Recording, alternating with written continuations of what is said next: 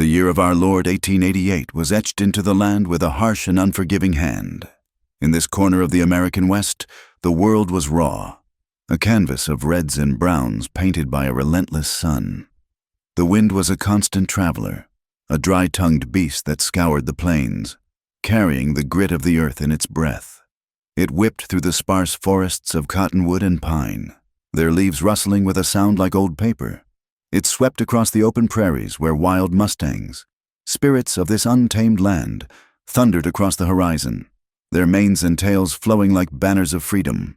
This was a place of vast, aching beauty and profound loneliness, where the sky was too big for a man's soul and the silence was deep enough to drown his thoughts. On the very edge of the dusty settlement that called itself a town, where the last vestiges of order frayed into wilderness, stood a small, weathered cabin. It was here that the widow Elena lived. She existed in a world of her own making, a quiet fortress against the whispers and sideways glances of the townsfolk. Her husband, a man whose love for the bottle had far outstripped his love for her, had met a messy end 2 years prior. The details were murky, spoken of in hushed tones over saloon counters and sewing circles. But the verdict of the community was clear. His family, stern and unforgiving, had cast her out, leaving her with nothing but her husband's name, a name that now felt more like a brand than a blessing. Elena's life was a cycle of simple, grueling tasks, a rhythm she clung to for sanity. Her small plot of land yielded a meager harvest of potatoes and corn, enough to keep starvation at bay. A handful of scrawny chickens pecked in the dust, providing the occasional precious egg. She was a ghost in her own life, moving with a quiet determination that belied the deep well of sorrow in her eyes. She avoided the main street, fetching her supplies at dawn or dusk when the town was sleepy. She spoke only when necessary, her voice soft and unused. People were a source of pain, their pity as sharp as their scorn. In the silence of her solitude, she sought to forget the woman she'd once been, the girl who had dreamt of love and found only a suffocating shadow. The seasons turned with brutal indifference. It was during the autumn rains that the world, already precarious, finally broke beneath her. The sky, a bruised and swollen purple, unleashed a torrent that turned the dry earth into a slick, treacherous mud. Elena was on her way back from a rare trip to the next settlement, her old buckboard wagon loaded with winter provisions, when a wheel caught in a deep, rain-filled rut. The wagon lurched violently, the old wood groaning in protest before splintering. The horse, panicked, reared and bolted, and Elena was thrown, her head striking a rock with a sickening crack before the world dissolved into a maelstrom of pain and roaring water. She awoke to a stillness that was a mercy. The rain had softened to a drizzle, and she was lying on something soft. A fire crackled nearby, its warmth a gentle caress on her chilled skin.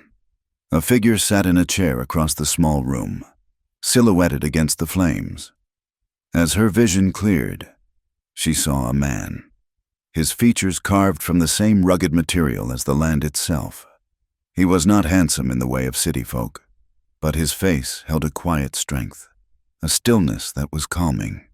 His eyes, when he turned to look at her, were the color of a stormy sky, and they held a sadness that she recognized, for it was a mirror to her own. "You're awake," he said. His voice was low and gravelly, like stones rolling in a slow river. "Wagon's busted. Horse ran off, but he won't have gone far. You took a bad knock." He introduced himself as Micah.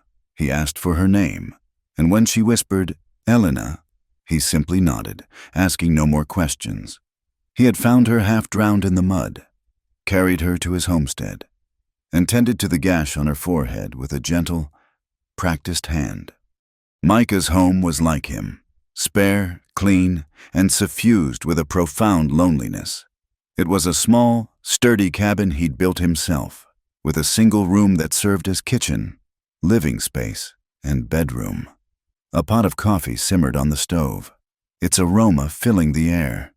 There were no pictures on the walls, no frills, only the essential tools for survival: He told her in his clipped, reluctant way that he'd lost his wife and son to the winter fever 3 years back. He didn't elaborate, but the words hung in the air, heavy with unspoken grief. He was a man who knew loss as intimately as she did. Elena stayed for 3 days while she recovered her strength. They were days of near total silence. Yet it was a silence unlike any she had ever known.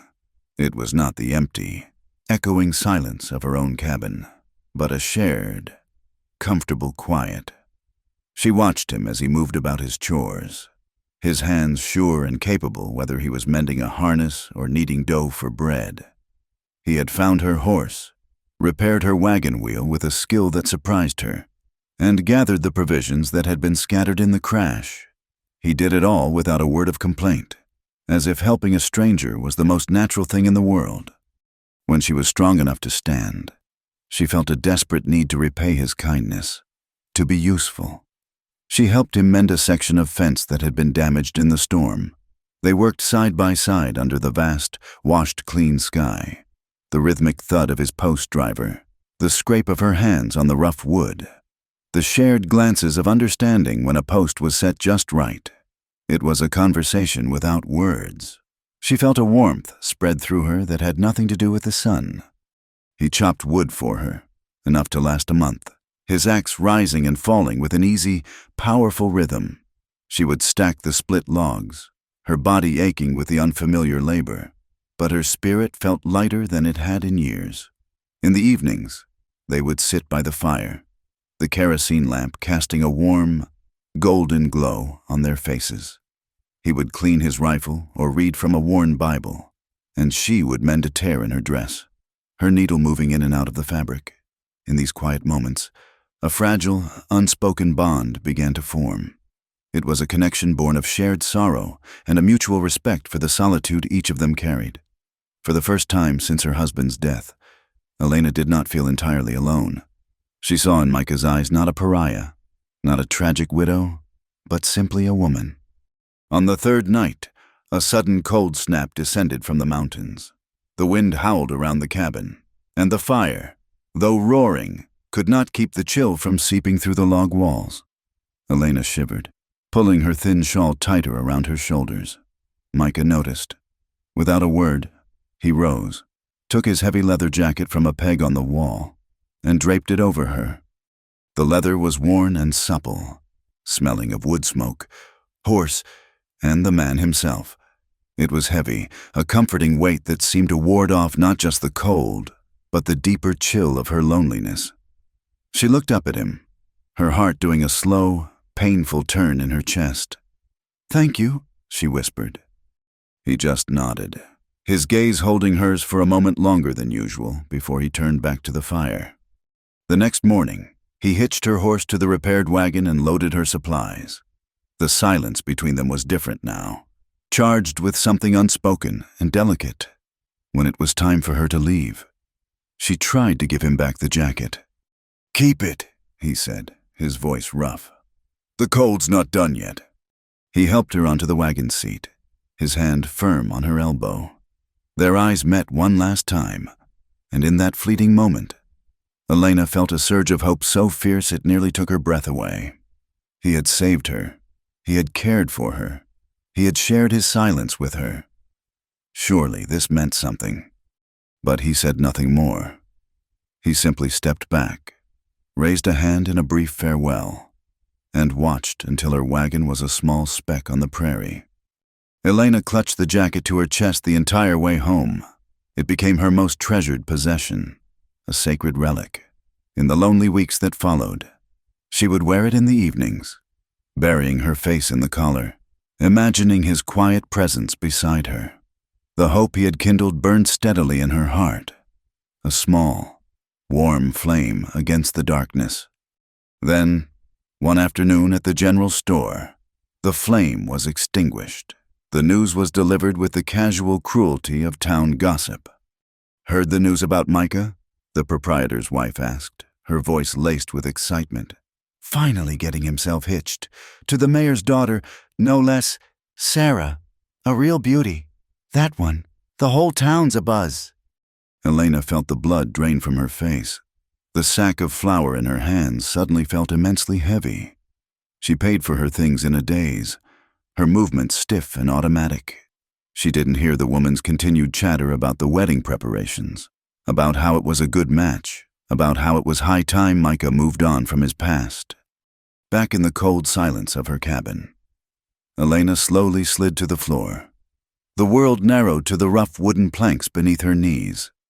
She looked at the leather jacket, draped carefully over the back of her only chair. The scent of him, of wood smoke and hope, still clung to it. He was going to marry someone else, a beautiful, wealthy, proper woman. The silent language she thought they had spoken had been a figment of her lonely imagination. He had been kind, nothing more. She didn't cry. The sorrow was too deep for tears. It was a cold, heavy stone in her stomach. She reached for the jacket, pulling it into her lap, her fingers tracing the worn seams. He had given her warmth, only to plunge her back into a cold more profound than any she had ever known. And in the crushing silence, the widow finally, truly, fell apart. The town of redemption was a tinderbox of anticipation, ready to be set alight by the slightest spark, and the upcoming wedding of Micah, the quiet homesteader, to Sarah Thompson, the mayor's daughter, was more than a spark. It was a celebratory bonfire. From the saloon to the smithy, it was the only currency of conversation. Women gathered in the mercantile, their heads bent over bolts of silk and lace that seemed utterly alien against the backdrop of dust and rough-hewn timber. They spoke of Sarah's beauty as if it were a community asset. Her hair the color of spun corn silk, her eyes as blue as the flax flowers that grew by the river, her hands delicate and skilled at embroidery and the piano. She was, they all agreed, the town's finest jewel, and Micah was a lucky man. The men saw it differently. They saw the union for what it was, an alliance. Mayor Thompson's influence was waning after a bad investment in a silver mine that yielded nothing but fool's gold. Micah, on the other hand, owned one of the largest, most fertile tracts of land in the county, his homestead a testament to his silent, relentless work ethic. The marriage would shore up the Thompson family's foundations and give Micah a social standing his solitary nature had never sought. It was a sensible, strategic match, a piece of business that would benefit them all. Sarah was aware of all of it. She was no fool. At 20, she possessed a sharp, calculating mind that was often underestimated because of her porcelain beauty. She did not love Micah. She wasn't even sure she liked him. She respected his strength and his capacity for hard work. But his silences unnerved her. They were not the comfortable silences of a contented man, but deep, dark pools where secrets drowned.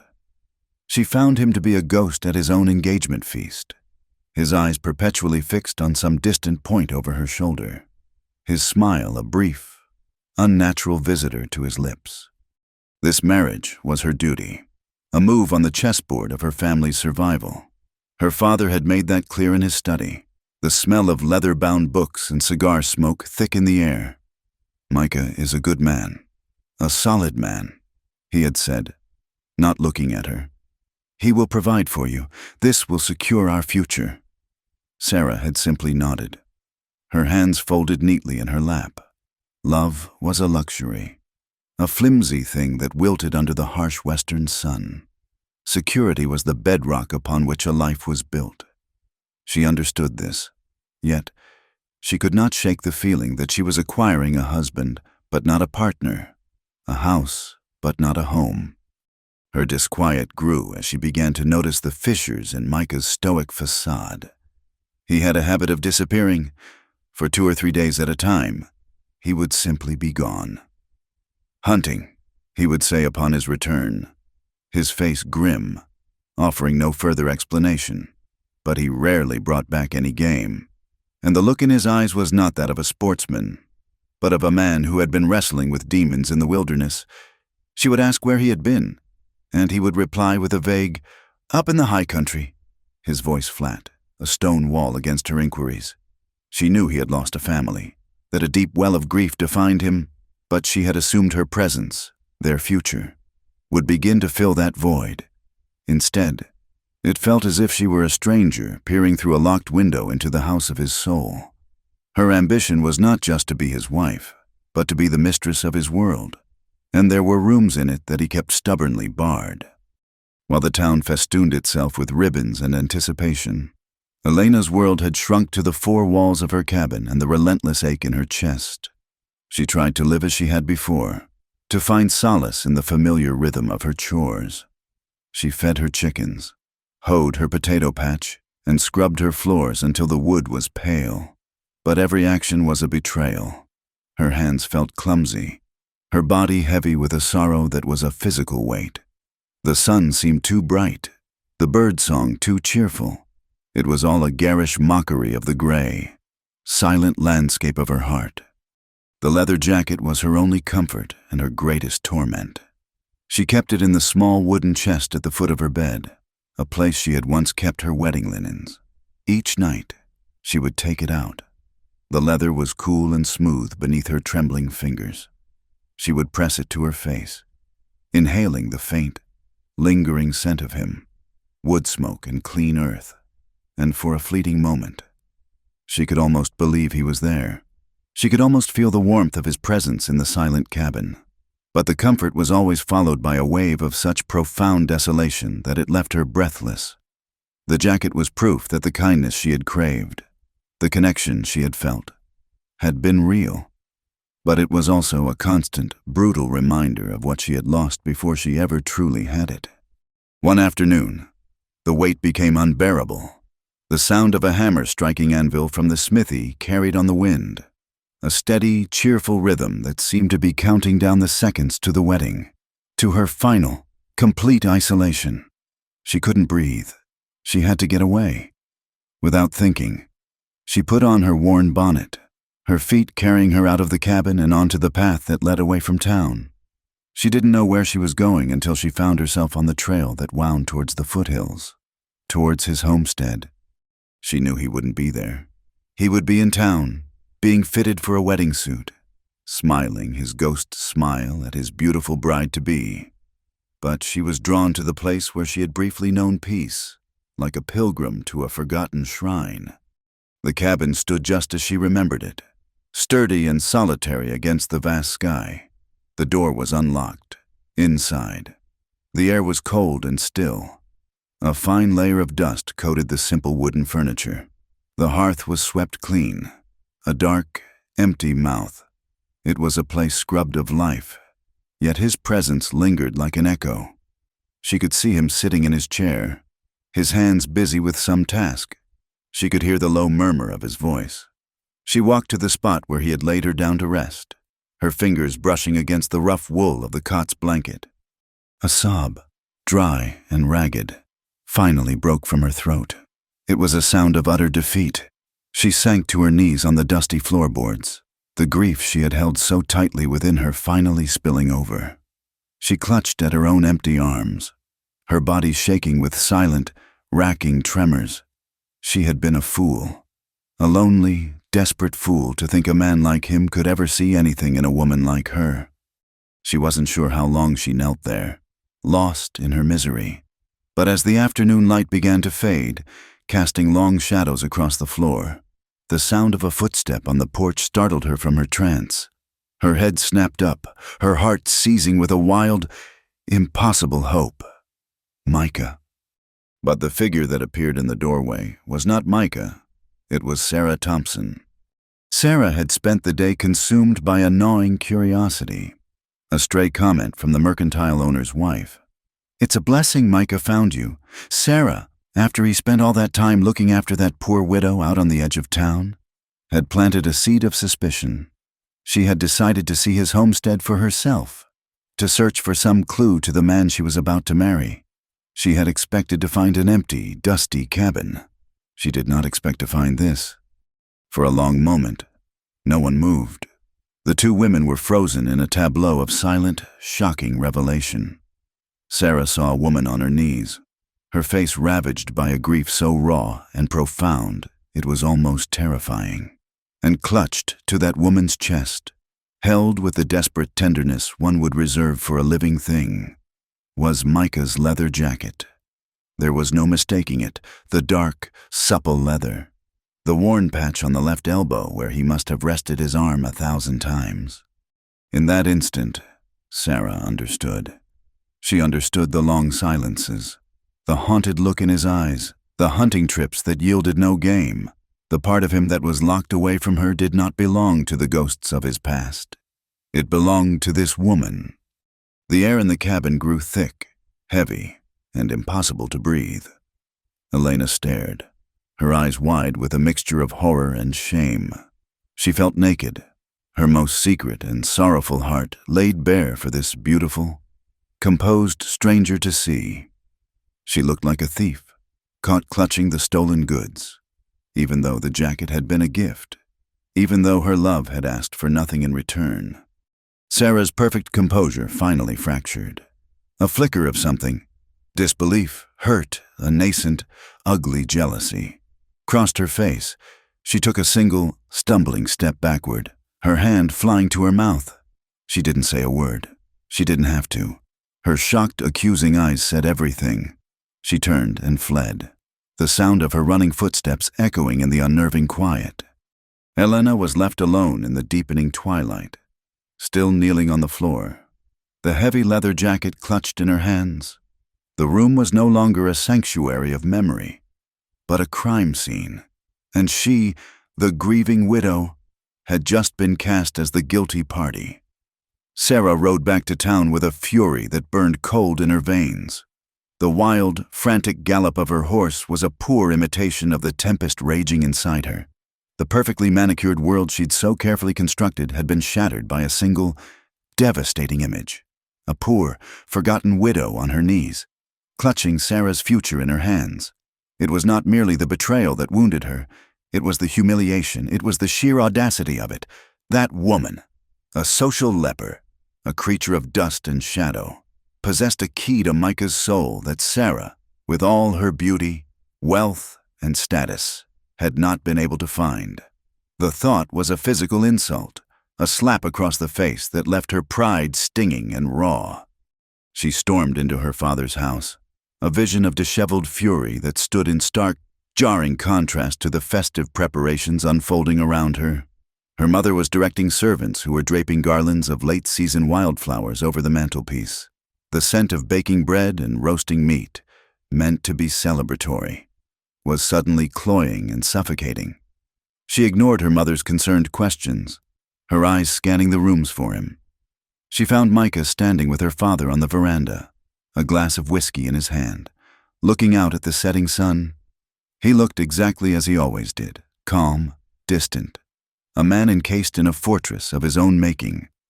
She waited, her patience a thin, fraying thread, through a dinner that was an exercise in agony. She smiled.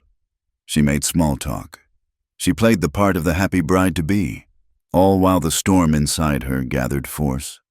When the meal was finally over and her parents had retired, she turned to Micah in the silent, lamp-lit parlor.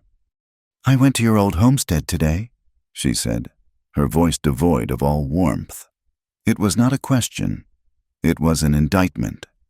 He didn't flinch, but she saw a muscle tighten in his jaw.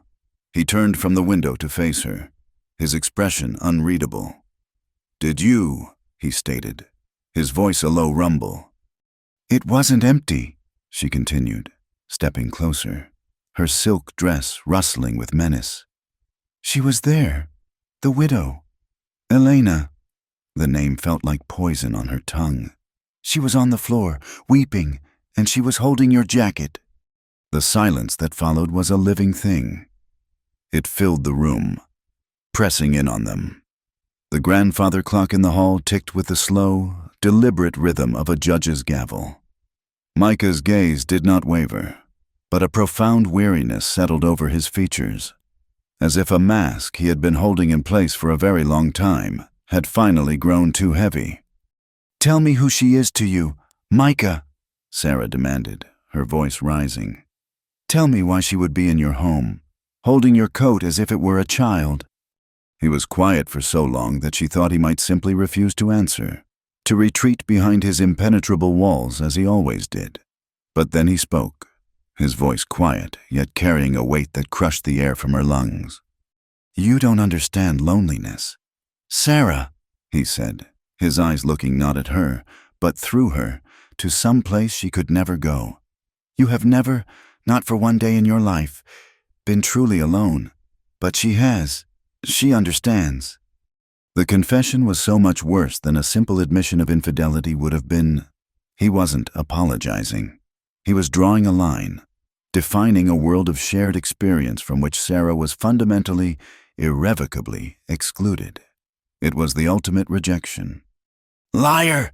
The word tore from her throat, a raw, ragged sound. "You are a liar and a coward. You stood before my father, before this whole town, and made a promise to me. Was that all a lie? Were you thinking of her when you placed this ring on my finger?" She thrust her hand forward, the diamond catching the lamplight. A cold, mocking sparkle. "You have made a fool of me.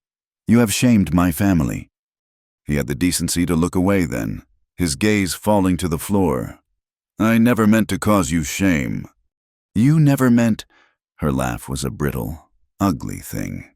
"You have built our entire future on a foundation of deceit. And for what? For a destitute widow no one in this town would even spare a glance for." A fire she had never seen before kindled in the depths of his eyes. "Do not speak of her that way," he warned, his voice low and dangerous.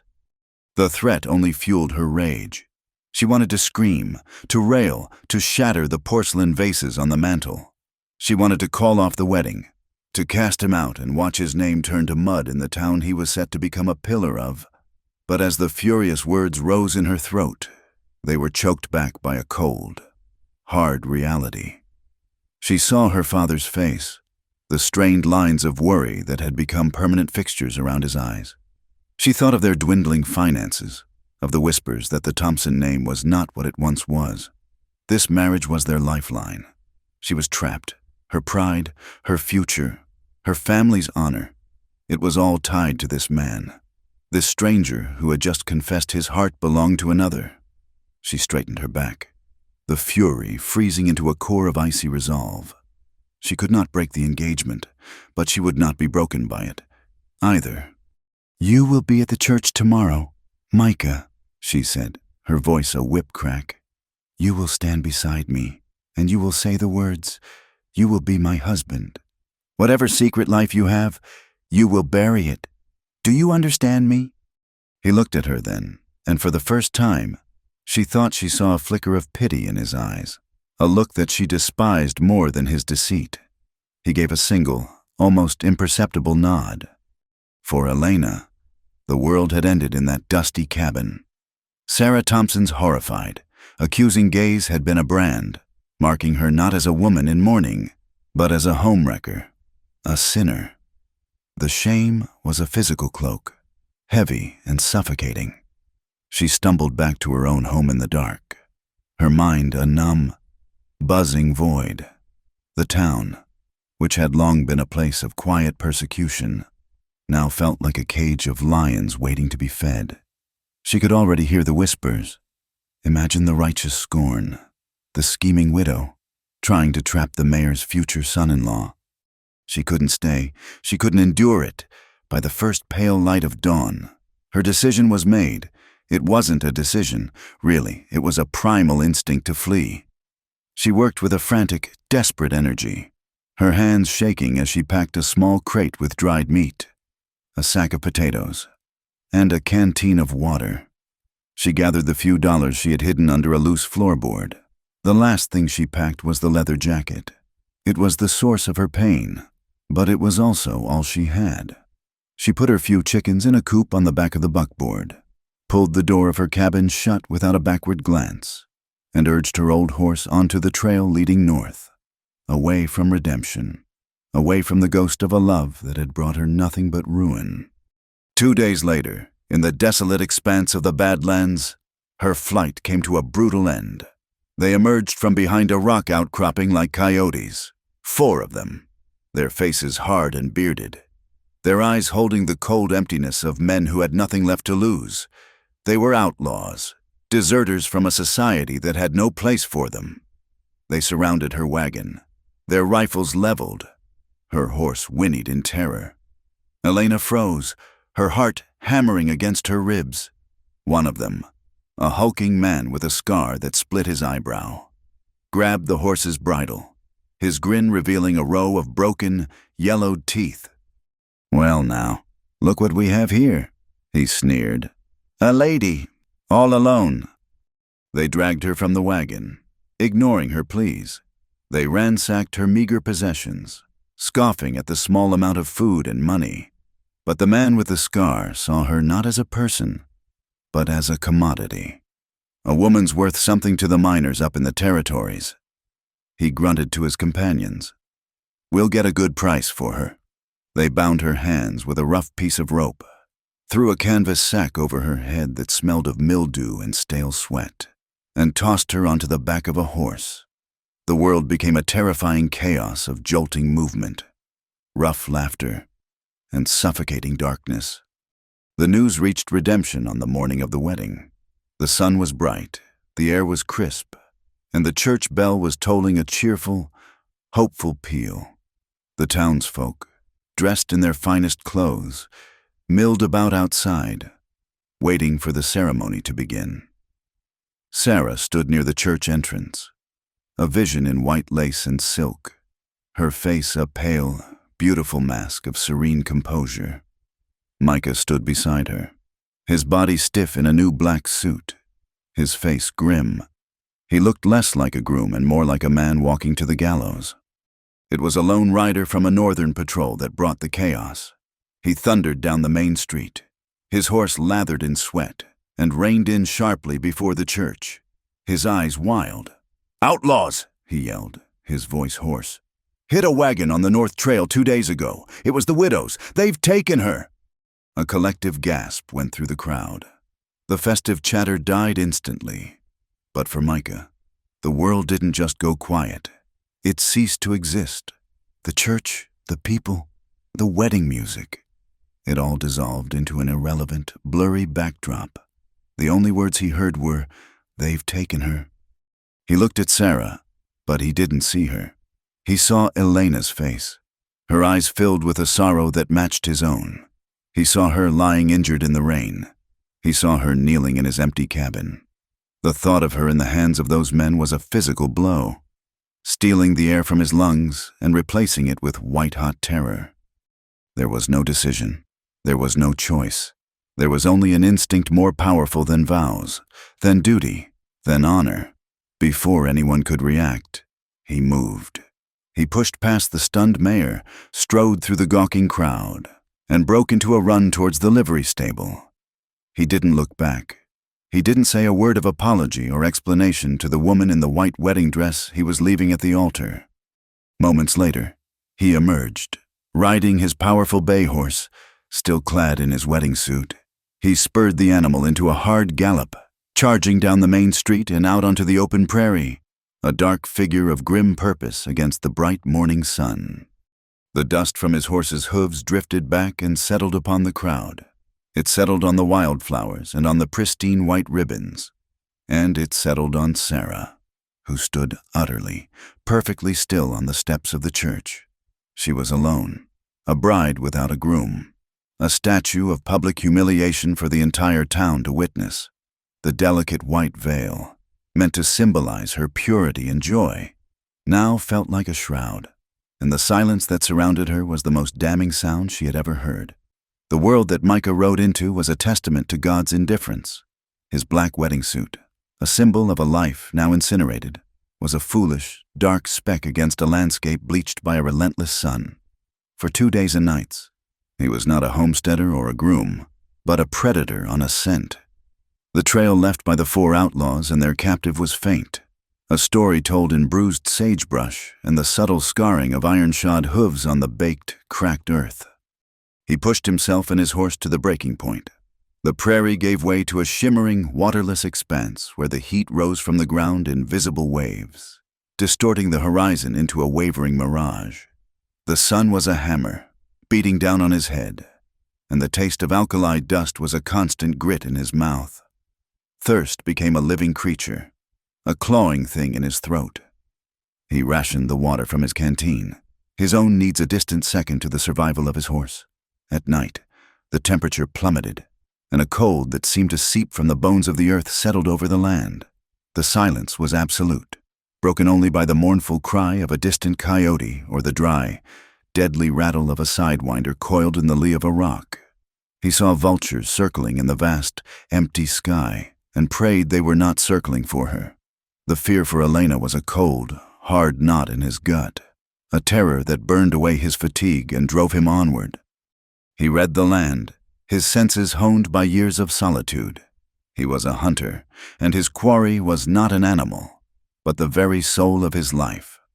Meanwhile, Elena existed in a suffocating world of damp chill and primal fear. The outlaws had made camp in a shallow cave carved into the side of a rocky mesa, a place that smelled of stale sweat, old fires, and despair.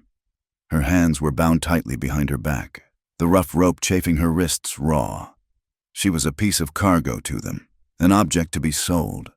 She listened to their crude talk around their sputtering campfire, her stomach clenching with revulsion. They spoke of the gold camp in the northern territories, of the price a woman, any woman, would fetch among men starved of human company.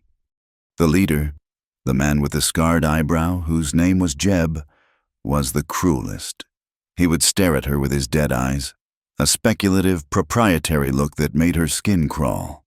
"Don't you worry, little lady," he'd sneered, his breath foul. "We'll keep you safe and sound. You're worth a damn sight more without any marks on you." The others would laugh, a harsh, grating sound that echoed off the damp cave walls. Fear was a constant companion, but beneath it, a cold, hard ember of defiance began to glow. She would not break. She would not give them the satisfaction of seeing her weep. She ate the scraps of hardtack they threw her, forced herself to drink the brackish water they offered, and watched. She studied their faces, their habits, their carelessness, waiting for a chance that might never come. On the evening of the second day, the sky, which had been a merciless, cloudless blue, began to bruise with purple and gray. A wind picked up, moaning through the canyons, carrying the scent of rain. The outlaws, complacent and lazy, huddled closer to their fire, passing a bottle of whiskey between them. They posted no watch. They were deep in the wilderness, confident in their isolation. They did not see the shadow detach itself from the deeper shadows of the rocks above them. Micah had found them. He lay on his belly on a high ledge, his rifle cool and steady in his hands, his wedding suit now torn and stained with dirt and sweat. He watched them for over an hour, his heart a slow, cold drum. He marked their positions, noted who was the most alert, who was the drunkest. He saw Elena tied to a rock pillar near the back of the cave, her face pale in the firelight. The sight of her, so still and small, ignited a rage in him so pure and cold it sharpened his senses to a razor's edge. The first drops of rain began to fall, hissing as they hit the hot rocks and the fire. It was the signal. He took aim at the man who seemed most sober, a lean, nervous man who kept glancing into the growing darkness. Micah's rifle cracked, the sound swallowed almost instantly by a sudden peal of thunder. The nervous man jerked and fell forward into the fire with a cry that was half scream, half gurgle. Chaos erupted. The other three scrambled for their weapons, yelling in confusion, their whiskey-addled minds struggling to comprehend the attack. Before a second man could even raise his pistol, Micah's rifle spoke again. The bullet took the man in the chest, and he collapsed backward with a grunt. Jeb, the leader, roared in fury, firing his revolver blindly into the darkness. The fourth man, a boy no older than 20, panicked. He dropped his gun and made a run for the horses. Micah let him go. His focus was singular. Jeb kicked the body of his companion out of the fire and used the momentary flare of light to see Elena. He lunged for her, pulling a long knife from his belt. "You want her, you bastard! Come and get her!" he bellowed. grabbing a handful of her hair and pulling her up to use as a shield. But Micah was no longer on the ledge. As Jeb's eyes were blinded by the fire, Micah had slid down the rain-slicked rocks, moving with the silence of a mountain cat. He landed on the cave floor just as Jeb put the knife to Elena's throat. In 2 long strides, he was on him. He didn't use his rifle. This was personal. His fist, hardened by years of splitting logs and driving fence posts, crashed into Jeb's temple. The big man staggered, his grip on Elena loosening.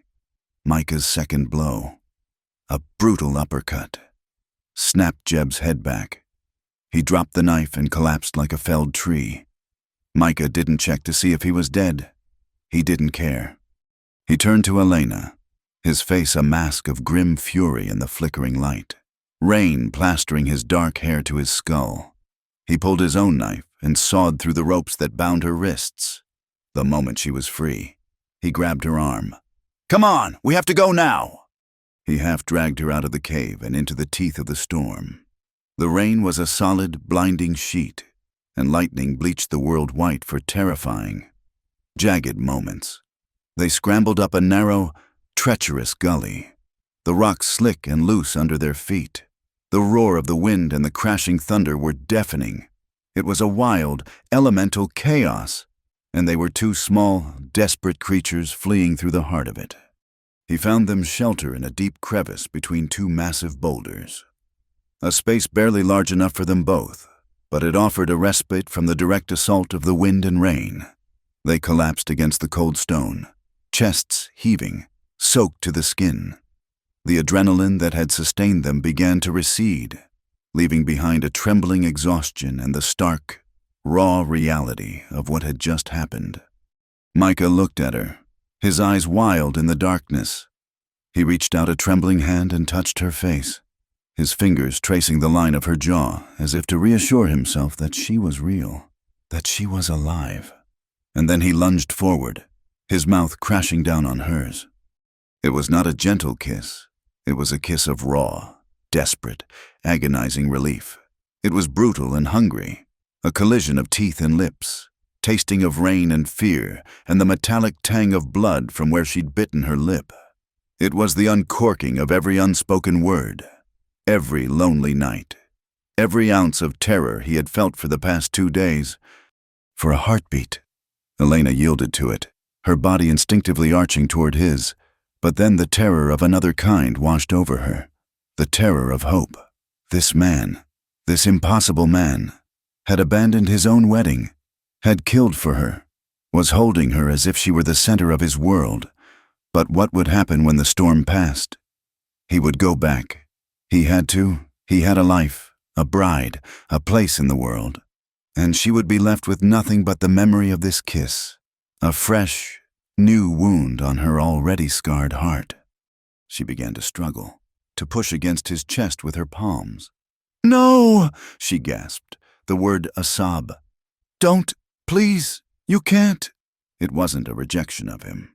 It was a desperate attempt to protect herself from a pain she knew she could not survive a second time. Her resistance seemed to break something in him.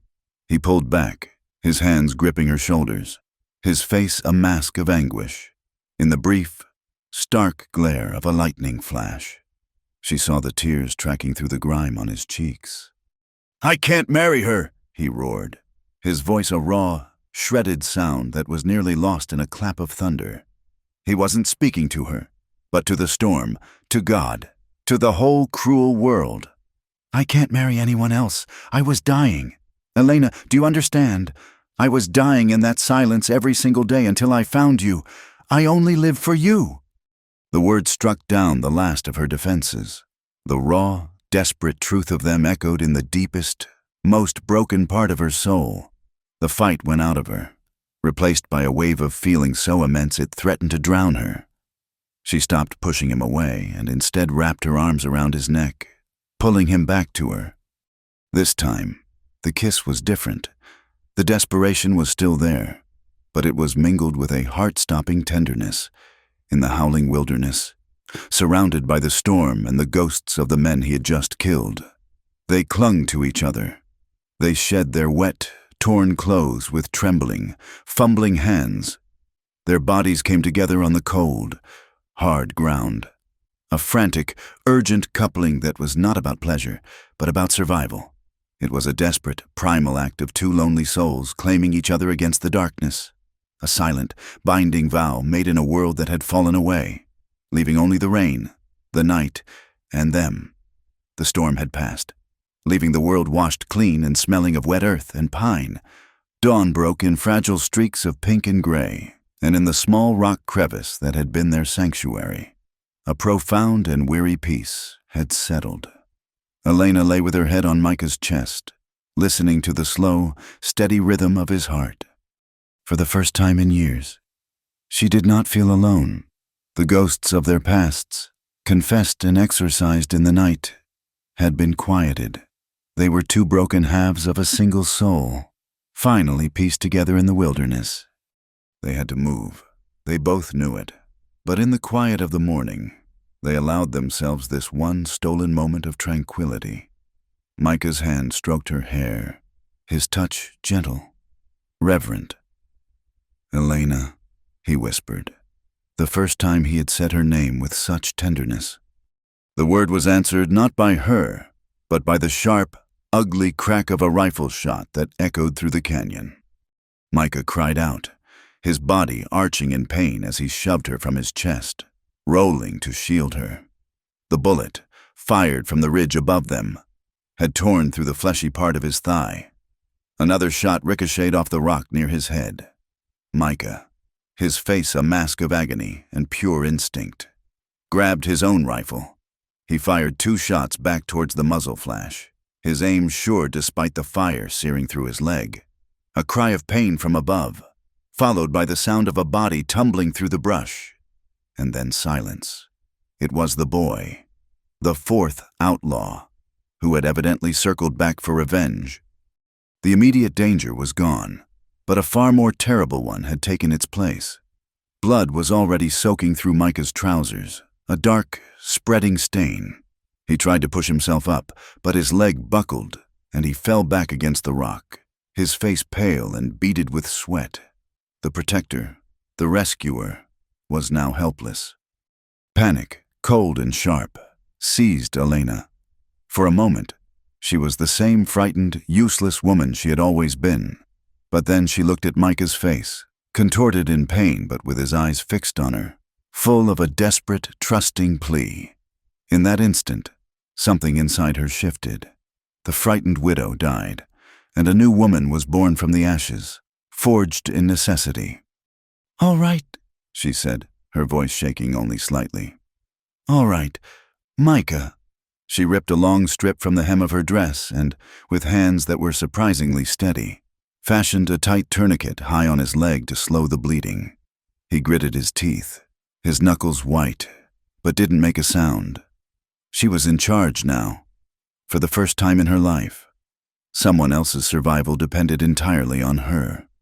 Getting him on his horse was an agonizing, Herculean task. He was a dead weight, semi-conscious with pain, and she was a small woman, but she found a strength she never knew she possessed, a raw, desperate power fueled by love and fear. She used a low boulder as a mounting block, half lifting, half dragging him into the saddle. He slumped forward, his hands tangled in the horse's mane. She took the reins, and with Micah leaning heavily against her shoulder for balance, she began to walk, leading them away from the place of their brief sanctuary, into the vast, unforgiving wilderness. Their journey was a slow, walking nightmare. Elena's focus narrowed to the next step, and the one after that. She had to find water, shelter, a place where he could rest. The sun rose, beating down on them. Micah's initial stoicism gave way to a rambling delirium as fever began to set in. He spoke of his wife, his son, of snow and winter, his words tumbling out in a nonsensical, heartbreaking stream. Elena listened, her own heart aching, and kept walking, murmuring soothing words to him and the horse, her voice a thin thread of reassurance against the vast silence. Late in the afternoon, When she thought she could not take another step, she saw it. Huddled in a grove of cottonwoods near a trickle of a stream was a derelict shack, a long-abandoned prospector's cabin. The roof had partially caved in, and the door hung from a single hinge, but it was shelter. It was a haven. Inside, she eased him to the dirt floor, making a pallet for him from her shawl and his own tattered jacket. She cleaned his wound as best she could with water from the stream and packed it with yarrow leaves she found growing nearby, an old remedy her mother had taught her to stop bleeding. He was shivering now, his skin hot to the touch. She built a small, smoky fire in the dilapidated hearth, and as twilight fell, she sat beside him, bathing his face with a cool, damp cloth. As the fever receded slightly, a fragile lucidity returned to his eyes. He watched her for a long time in the flickering firelight, his gaze full of a raw, unguarded emotion. "You should have left me, Elena," he rasped, his voice weak. "Don't be a fool." "Micah," she answered softly, her hand stroking his forehead. "There is no me without you now." The quiet intimacy of the moment, the raw vulnerability of their situation, unlatched the final locks on their souls. "They all thought I did it," Elena said, her voice barely a whisper. She hadn't planned to speak, but the words came tumbling out. "My husband, he was not a kind man, especially when he was drinking. That night, he came at me in a rage, tripped over his own feet, and struck his head on the hearthstone. He was gone before I could even scream. But his family, they said I had goaded him, that I drove him to it, that my barrenness had made me bitter and cruel. It was easier for the town to believe I was a monster than to admit one of their own had been one." She finally gave voice to the shame she had carried in silence for years, and the confession was a painful, liberating release. Micah reached out and took her hand, his grip surprisingly strong. "I know what it is to be judged by ghosts," he said, his voice gaining a little of its old strength. He took a ragged breath. "After I lost Sarah and my boy, the silence in my home was so loud it was like a scream. I kept working because it's all I knew how to do, but I was already dead. Last winter, it was the worst. I walked out into the deep snows. I wasn't hunting. I was just going to find a place, lie down, and let it be over. I wanted to be with them, but I couldn't do it. I turned back. On the way home, the storm hit, and I found your wagon. I saw you in the mud, and it was like God had given me a reason to take one more breath, to do one good thing. Saving you. Elena, it was the first time I felt alive since the fever took them. It was you who saved me." Tears streamed down Elena's face, silent and hot. His confession was a gift, a key that unlocked the final, deepest meaning of their bond. It hadn't been a chance encounter. It had been a collision of two souls at the very edge of oblivion, each pulling the other back. Their love wasn't a simple affection. It was a fundamental, life-altering necessity. But while their world had shrunk to the four crumbling walls of a forgotten shack, the world they had fled was not done with them. In redemption, Sarah Thompson had not wept.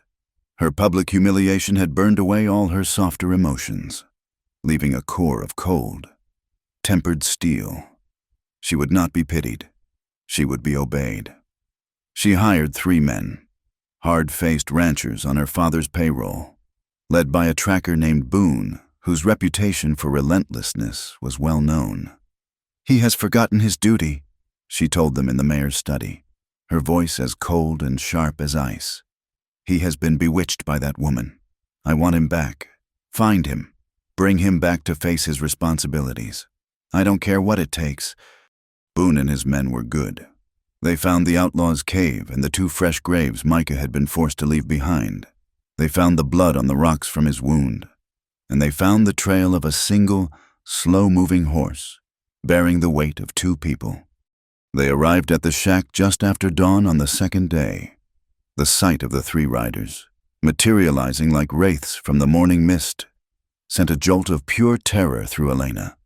Micah, hearing the horses, struggled to sit up, his hand instinctively reaching for the rifle that lay just beyond his grasp.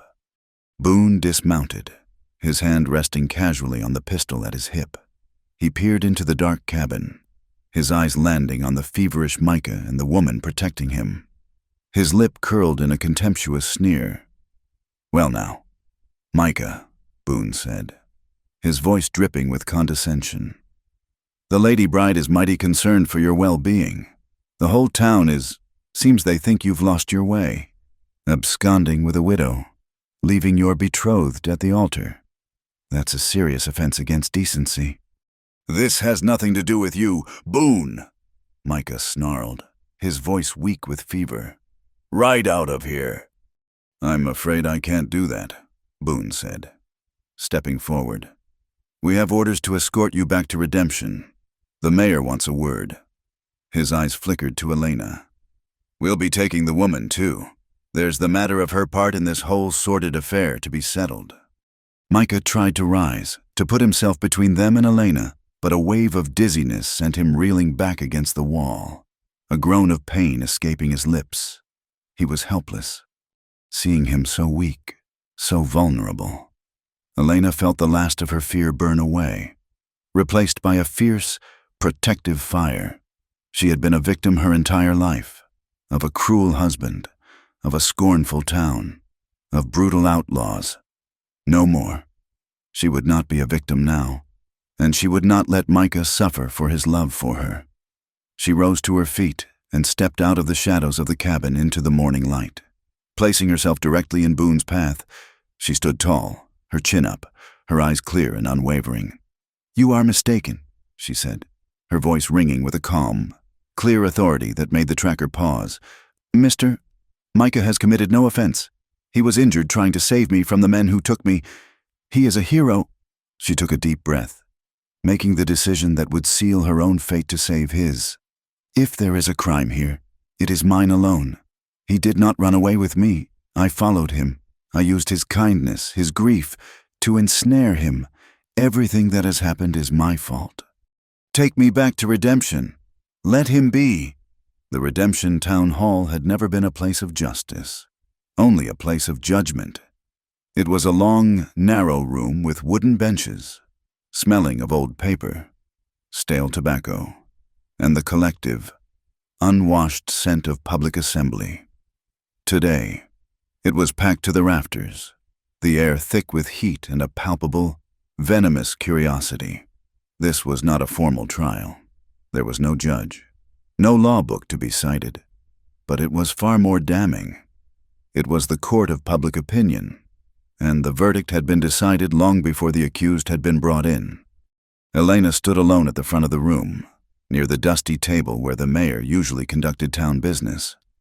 She was not in chains, but she might as well have been. The weight of 100 hostile stares was a heavier shackle than any iron. The room buzzed with whispers, sharp and stinging as horseflies. "A black widow, that one," a woman in a severe black bonnet murmured to her neighbor. "Brings ruin wherever she goes. Buried one husband under suspicious skies. Now she's stolen another's from the very altar." The neighbor clucked in agreement. "It's a curse. She carries bad luck like a disease. Look at her. Not even a tear. Brazen. The devil's got a hold in her heart. For certain."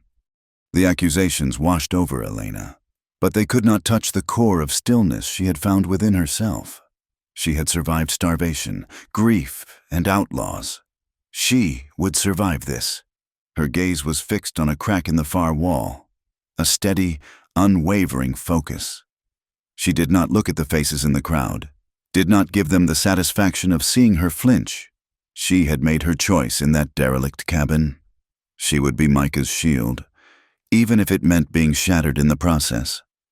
Her confession, a lie crafted to save him, was her final, defiant act of love. Mayor Thompson, Sarah's father, presided over the gathering with a somber, self-important air. He was a man caught between his daughter's fury and the unpredictable temper of the town he governed. "Elena," he began, his voice echoing unnaturally in the tense silence. You have been brought before this community to answer for a grave matter. You stand accused of unseemly conduct, of luring a man from his sacred vows, causing a public scandal, and bringing shame upon this town." Elena did not answer. Her silence was her shield and her sword.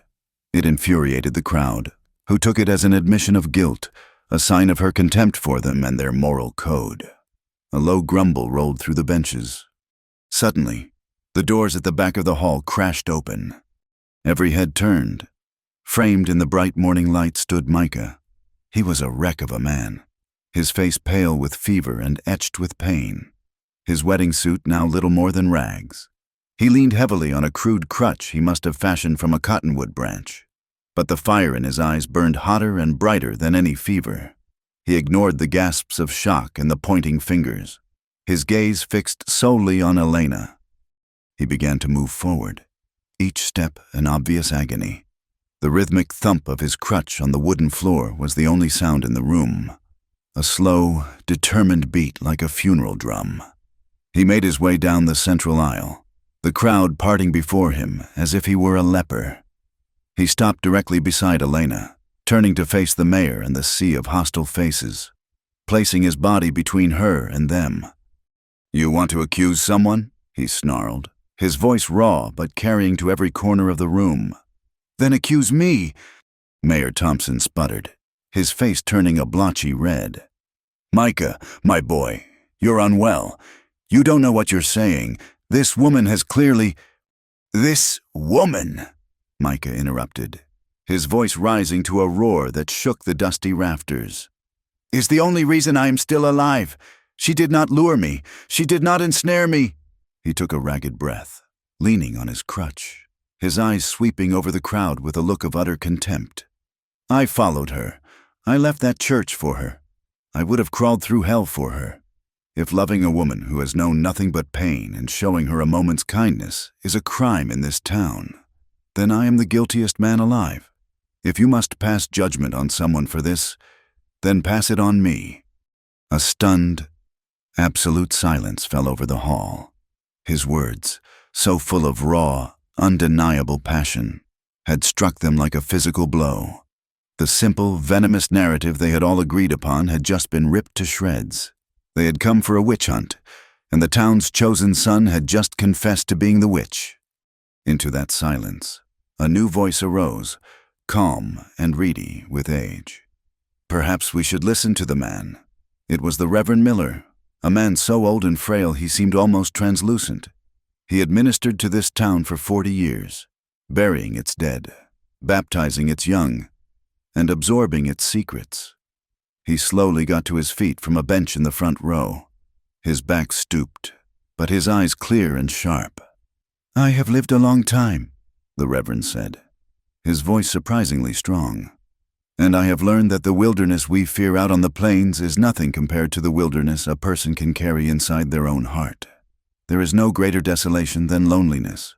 We sit here in our Sunday best, so quick to judge, so certain of what is right and what is wrong." He turned his gaze to Elena, and for the first time, she saw not condemnation, but a deep, sorrowful compassion. "I look at this woman, and I see a soul who has been handed a cup of sorrows too deep for any of us to imagine.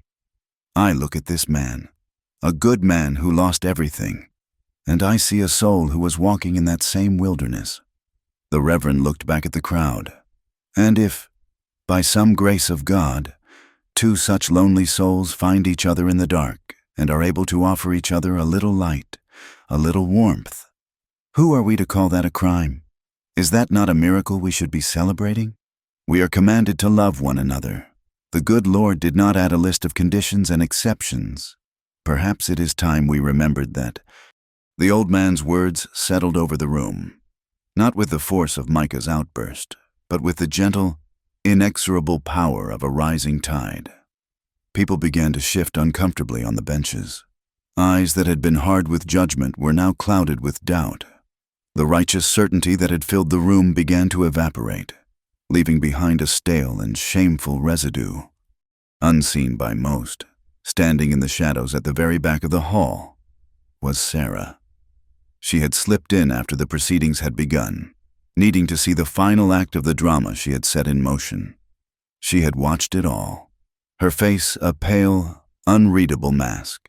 She had seen Elena's quiet dignity. She had felt the force of Micah's love, a raw power that had shaken the entire room, and she had heard the Reverend's gentle, damning indictment of their collective cruelty. She finally understood. This was not about a jacket, or a secret meeting, or a moment of weakness. Micah had not been stolen from her. He had never been hers to begin with. His heart had been a locked room, and this quiet, sorrowful widow had always held the only key. To fight for him now would not be a reclamation of her honor. It would be a pathetic, desperate sham. In that moment of crushing clarity, she saw her own ambition for what it was. A cold, empty thing compared to the fierce, life-altering force that bound Micah and Elena together. Without a word, she turned and slipped out the back door, leaving the wreckage of her wedding plans behind her. Her silent departure was its own kind of verdict. The mayor saw her go, and the fight seemed to drain out of him. The trial, the mob, the righteous anger. It all fell apart. He looked at Micah, leaning on his crutch with Elena's hand now resting on his arm. And he saw not a villain, but a man who had made an impossible choice. He cleared his throat. This has been a difficult day for us all," he stammered, avoiding everyone's eyes. "Given Mr. Micah's testimony and his current state, this proceeding is concluded. There is nothing more to be said." He banged a half-hearted fist on the table, and the assembly began to break up, not with a roar, but with a confused, shame-faced murmur. The town was irrevocably split. Some looked at Micah and Elena with a newfound respect, their hearts moved by the raw display of love. Others, however, clung to their prejudice, shaking their heads and whispering that the Reverend had gone soft in his old age, and that no good would come of such a union. The air was still thick with judgment, but it was now laced with a grudging, resentful tolerance. Micah and Elena knew it wasn't enough. They could stay, but they would never be free. They would always be the town's scandal, a story to be whispered about for years to come. Their love, born in the wilderness, could not truly survive in the stifling, narrow confines of redemption. As they slowly made their way out of the town hall and into the bright, indifferent sunshine, their path was clear. They would go back to the only place they had ever truly been safe, the wilderness, together. They would leave the whispers and the judgment behind and build a life where they no longer had to ask for permission to love each other. They left redemption with nothing but 2 horses, the clothes on their backs, and a shared, unspoken understanding that they could never return to the lives they had known. They did not look back. The town, with its narrow streets and narrower minds, dissolved into the dust behind them. They rode north, into the high country, seeking not just a refuge, but a place where they could breathe. After 3 days, they found it. It was a small, hidden meadow nestled in a forest of towering pines, cradled by the gentle curve of a clear, fast-running stream. The air was clean and sharp, with the scent of pine needles and damp earth. Sunlight filtered through the high branches, dappling the grassy floor in shifting patterns of gold. It was a place of profound peace, a cathedral built by God's own hand. Here, they decided, they would make their home. The first weeks were a blur of relentless, satisfying work. Micah, though still favoring his injured leg, was a master of the wilderness. He taught Elena everything, with the patience of a saint. He showed her how to build a lean-to that would shed the rain, how to set a snare for rabbits, how to read the tracks of deer in the soft earth by the stream. Their camp was meager, a simple shelter, a stone fire pit, a bed made of fragrant pine boughs, but it was more of a home than either of them had known for a very long time. It was a world they had built together, with their own 4 hands. Micah taught Elena to truly ride, not perch sideways in the constricting manner deemed proper for a lady, but astride the horse, her legs free, her body moving in rhythm with the powerful animal beneath her. She felt a sense of liberation so profound it was almost dizzying. He taught her to shoot, placing his old rifle in her hands. The first time she held its heavy, balanced weight. She was terrified, but Micah's hands were steady on hers, his voice a low murmur in her ear, showing her how to breathe, how to aim, how to squeeze the trigger without flinching. When she finally shot her first grouse, her pride was a fierce, bright thing. She was no longer a helpless widow. She was a survivor, a true woman of the West. Their life was hard, stripped down to the bare necessities of survival, but it was also beautiful in its simplicity. They were utterly, completely alone, and in that solitude, they found an intimacy deeper than any they had imagined. Their days were filled with the quiet companionship of shared tasks, and their nights were spent by the fire, talking or simply sitting in a comfortable silence that was more eloquent than words. They were immersed in moments both tender and wild. He would bring her a wildflower he'd found tucked in the rocks. She would mend a tear in his shirt with careful, loving stitches. They would fish in the stream, their laughter echoing in the quiet woods, and make love under a blanket of stars so bright they seemed close enough to touch. They were Adam and Eve in a wild, untamed Eden, and for a while, it was enough.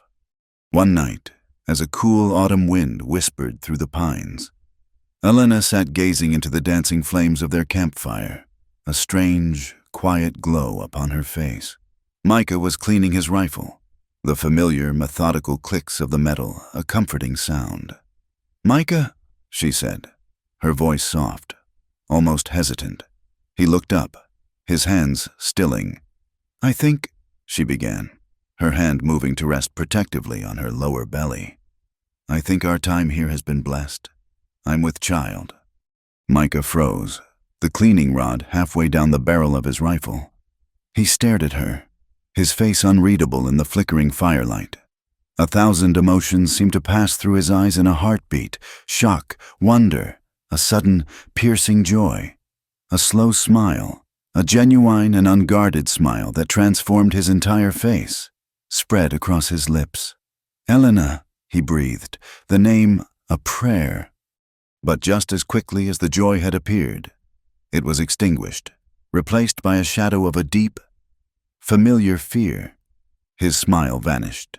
He set the rifle down with a thud and rose to his feet, pacing back and forth before the fire like a caged animal. The father in him, the man who had already buried one child, was suddenly awake and terrified. "A child?" he said, his voice rough. "Here? In this place? What kind of life is this for a baby? Elena, living in a lean-to, eating what we can catch. What happens when winter comes?" His fear, so sudden and harsh, was a slap in the face. Elena's own joyful apprehension turned to a cold, sinking hurt. "We're alive," she said, her voice trembling slightly. "We're together. This is a good life." "It's a hard life," he shot back, his voice rising. "It's good enough for us, because we chose it. But a child doesn't choose. What name will he carry, or she? They'll call our child a bastard in every town from here to the territories. A nameless child of a disgraced widow and a man who abandoned his own wedding. Is that the life you want for them? To be an outcast from the day they're born?" Every word was a dagger. He wasn't just attacking their future. He was attacking the very foundation of their love, dismissing it as something shameful. He was letting the whispers of redemption, the judgment of the world they had fled, creep back into their sanctuary. "So our love is something to be ashamed of," she cried, rising to her feet, her eyes flashing with a pain that was quickly turning to anger. "This child, our child, is a blessing. Micah, not a scandal. I thought you, of all people, would see that. Or are you saying you regret it? Do you regret me?" "That's not what I'm saying," he thundered, his fists clenched at his sides. "I'm trying to protect you, to protect this family." "By being ashamed of it?" she sobbed. The hurt was too much. The beautiful, perfect world they had built was cracking around her. She turned and ran, plunging into the darkness of the forest. away from him, away from the sudden, cruel poison of his words. "Elena!" he yelled, his voice filled with immediate regret. He started after her, his limp more pronounced as he pushed himself through the undergrowth, the old wound in his leg aching in protest. The darkness that had been their comfort now felt menacing, hiding her from him. He found her by the stream, her thin shoulders shaking with silent sobs. The moon had risen, casting a silver, melancholy light on the water and on her weeping form. He approached her slowly, his heart aching with a guilt so profound it was a physical pain. "Elena," he said softly, his voice thick with remorse. "I'm sorry. I am a fool." She didn't turn. "Go away. Micah, you've said what you think of us." He came to stand behind her, his hands resting gently on her shoulders. "No," he said, his voice breaking. "I said what I fear. Don't you see? When it was just you and me, I wasn't afraid of anything. We could handle it. But a child, the thought of anyone looking at our child with the same scorn they looked at us, the thought of them suffering because of who their parents are, it terrified me. It's because I love you so much, both of you, that it made me a coward." He turned her around to face him, his hands cupping her tear-streaked face. "Our love is the only thing in my life that has ever made sense. It's the only thing that's real. And this child," his voice dropped to a whisper, full of awe, "this child is not a scandal. It's a miracle. Our miracle. Forgive me." His raw, honest confession melted the last of her anger. She saw not the man who had hurt her, but the man who was terrified of losing the first happiness he had ever known. She leaned into his embrace, her own arms wrapping tightly around his waist, and nodded against his chest. The reconciliation that followed was not just an apology accepted. It was a desperate, urgent reaffirmation of their bond. He led her to a soft patch of moss by the stream's edge, and they came together with a passion born of fear and fierce, protective love. It was a communion that went deeper than flesh. It was a silent, desperate prayer to the moon and the stars and the night. It was a defiant cry against the world that would judge them, a sacred act of creation in the face of those who would see them as nothing but a scandal. In their embrace, they were not a disgraced widow and a runaway groom. They were a man and a woman, a family, forging their own legitimacy in the heart of the wilderness, their love the only law they needed to obey. They lay tangled together for a long time afterward, the sound of the stream a gentle lullaby, the argument, the fear, the painful reconciliation. It had all burned away the last vestiges of their old lives. They were a single entity now, bound by love and by the new life growing within her. As the first hint of dawn began to lighten the eastern sky, Micah spoke, his voice quiet but full of a new, unshakable resolve. "We can't hide forever, Elena," he said. "Hiding is what cowards do. Our child deserves more than that. He deserves a name. He deserves a home, a real one, built in the sunshine, not in the shadows." Elena looked up at him, her heart swelling with a fierce pride. She saw the answer in his eyes before he even spoke the words. "We have to go back," he said. "Not to run and not to beg, but to face them, to show them who we are, and to claim our place. For us. For our son." She nodded, a slow, determined smile spreading across her face. "For our son," she agreed. "Or our daughter." They would return. Not as two broken people, but as a family, ready to fight for their future. Several months later, as the first hints of winter painted the high peaks with a dusting of snow, two riders appeared on the road to redemption. They did not arrive like fugitives in the night, but rode in the full, clear light of midday. The man, who now walked with a permanent limp, sat tall in his saddle. The woman, her condition now obvious to any who cared to look, did not hide her face or avert her gaze. Micah and Elena had returned. A hush fell over the main street as they rode through. Shopkeepers came to their doorways. Conversations in the saloon died down, and children stopped their games in the dust to stare. The whispers began immediately. A rustle of speculation and renewed judgment. But this time, something was different. There was no shame in the couple's bearing, no trace of the fear or desperation that had marked their previous lives. They met the stairs with a quiet, unshakable dignity. They had not come back seeking forgiveness or acceptance. They had come back to claim their lives, and the strength of their purpose was a silent, powerful force that unsettled the entire town. They did not go to Elena's old cabin or Micah's homestead. Instead, they bought a small, neglected property at the edge of town, the very place where Elena had lived as an outcast, and immediately set to work. Micah, using the last of his savings, hired 2 men to help him tear down the old, dilapidated shack and begin construction on a new, sturdy home. The site was a constant source of gossip. The town watched, bewildered, as the couple worked side by side from sunup to sundown. Micah directing the construction, his hands as skilled as ever, and Elena, despite her growing belly, tending a garden and managing their meager supplies. One afternoon, as Elena was hanging washing on a line, a figure approached. It was Sarah. She was no longer Sarah Thompson, but Sarah Cartwright, having married a respectable and ambitious rancher from the next county over a month after her public humiliation. Her marriage was as strategic as the one she had lost, but it was on her own terms, and she wore her new life with an air of cool, composed authority. Elena's hands stilled. The 2 women looked at each other across the small patch of turned earth, the ghosts of the past hanging in the air between them. "Mrs. Cartwright," Elena said, her voice even. "Elena," Sarah replied, her gaze direct. She was holding a bundle wrapped in oilcloth. "I came to return something to you." She unwrapped the bundle, and Elena's breath caught in her throat.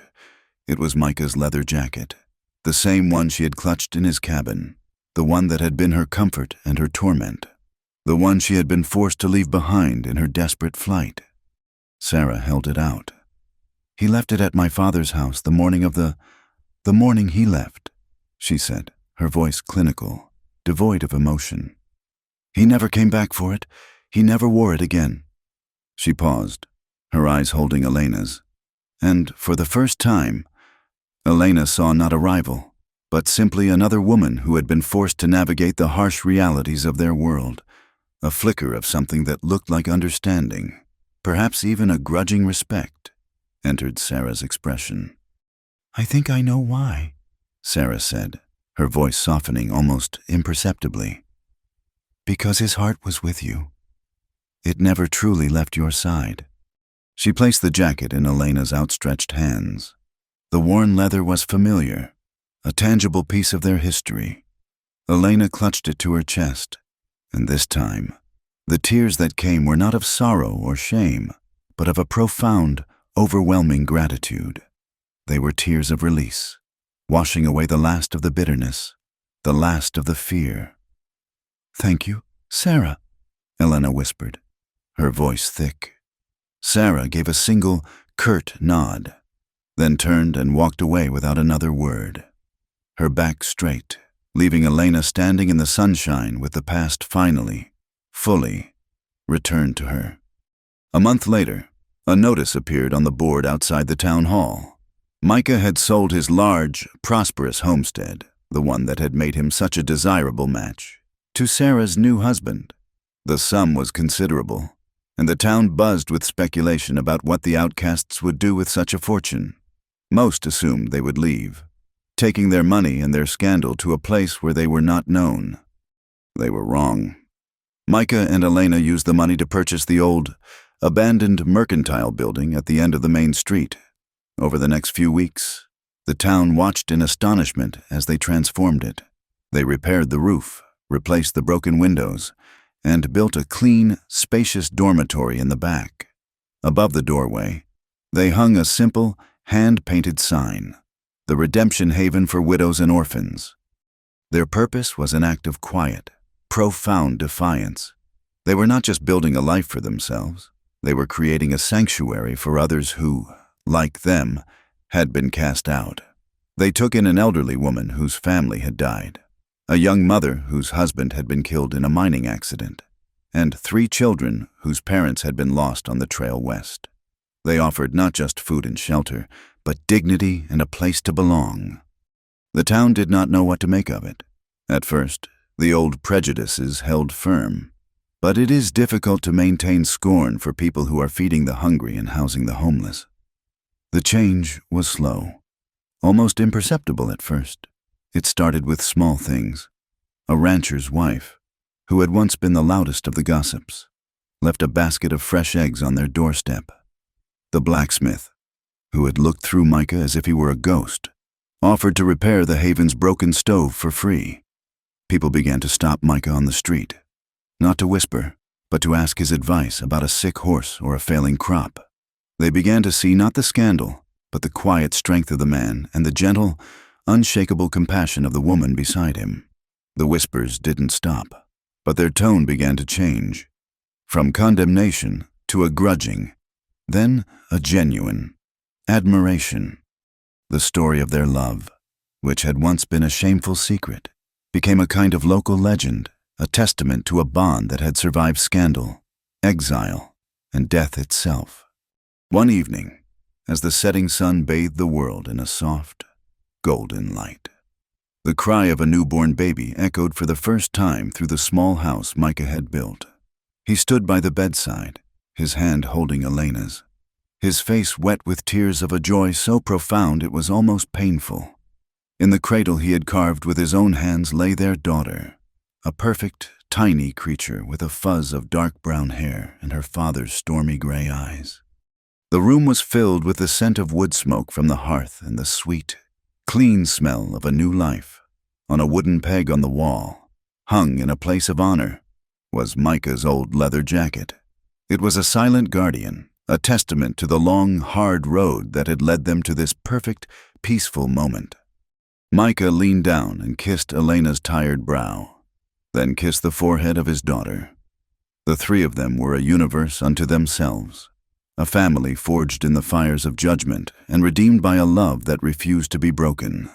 Under that roof, with the sound of their child's first breaths filling the quiet air, they no longer needed anyone's permission to love each other.